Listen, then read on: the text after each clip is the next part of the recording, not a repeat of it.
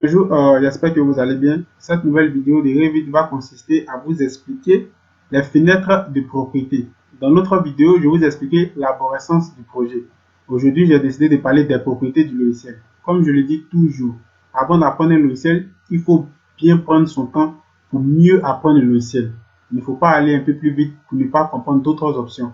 Lorsque tu comprends beaucoup d'options, lorsque tu as bien étudié un logiciel, quel que soit le nombre de temps que tu ne vas pas utiliser le logiciel, le premier jour que tu seras en contact avec lui, tous les rappels vont revenir automatiquement dans la tête.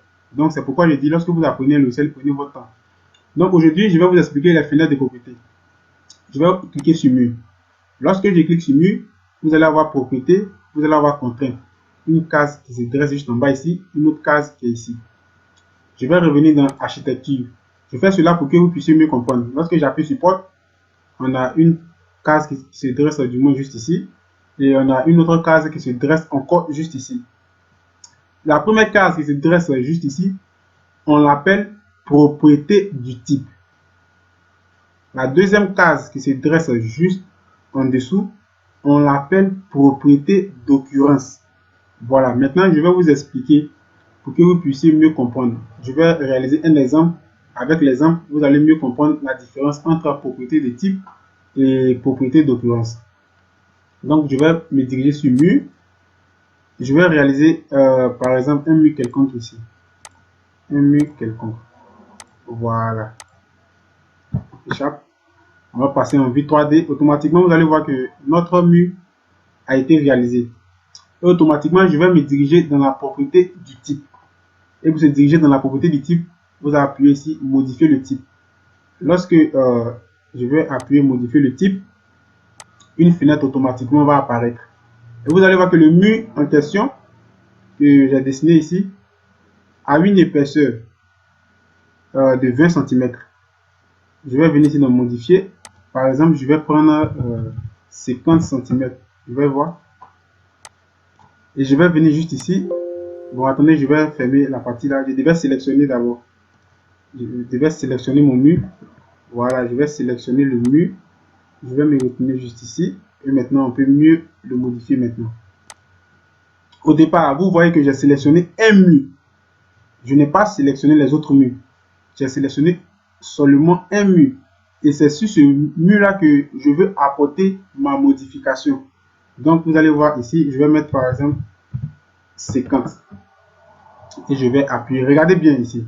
Comme ça, vous allez comprendre les propriétés des types.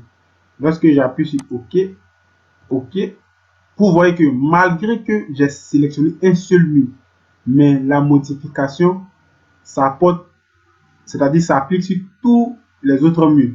C'est-à-dire quel que soit le mur que vous alliez du moins sélectionner, si vous êtes dans la propriété du type, les autres éléments aussi vont être modifiés.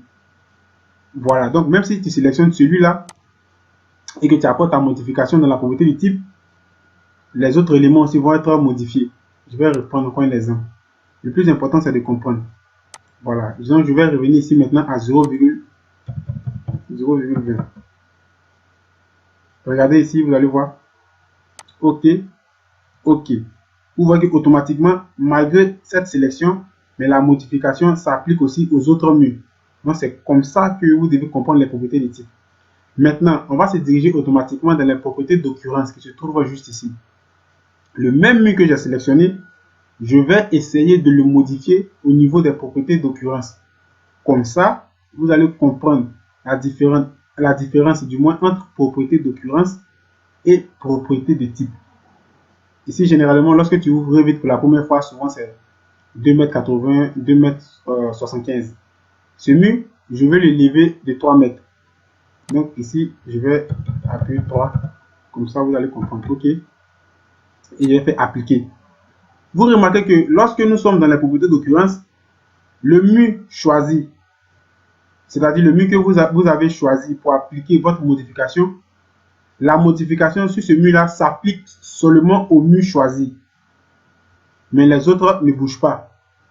Vous voyez que les autres ne font rien. Ils ne réagissent pas à la modification que vous appliquez au mur qui se trouve juste ici. Pourtant, dans les propriétés de type, vous avez remarqué que lorsque j'applique une modification, Cette même modification s'applique pour les autres murs. Donc, pour celui qui me suit et pour celui qui a regardé la vidéo jusqu'à la fin, doit maintenant comprendre la différence entre propriété d'occurrence et propriété de type. Occurrence, tu appliques la modification sur un élément. Cette modification s'applique seulement sur l'élément. De type, tu appliques ta modification sur un élément. Cette modification va s'appliquer aux autres éléments. C'est la différence entre propriété de type et propriété d'occurrence.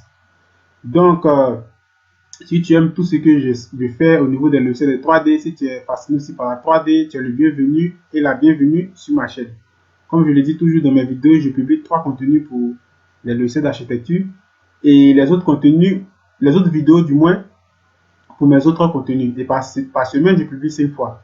Donc, sur ce, je vais vous dire à la prochaine pour une autre vidéo et que Dieu vous bénisse. Ciao.